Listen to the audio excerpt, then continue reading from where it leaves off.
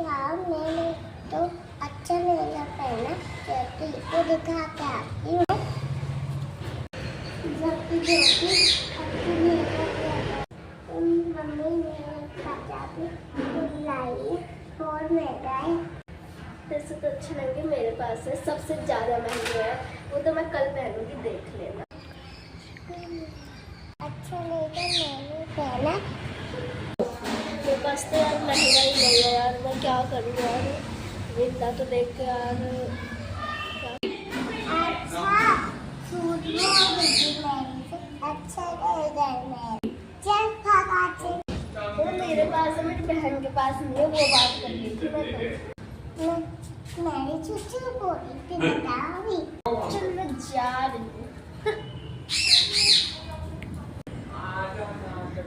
और बिंदा के सामने तो मेरी बेइज्जती हो गई यार।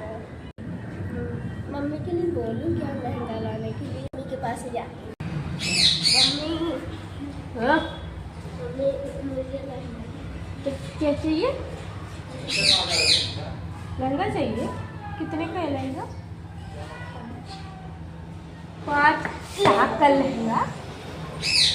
5 लाख का लहंगा चाहिए तेरे को? कोई लहंगा नहीं मिलेगा, चाहिए। नहीं। अबे खड़ी हो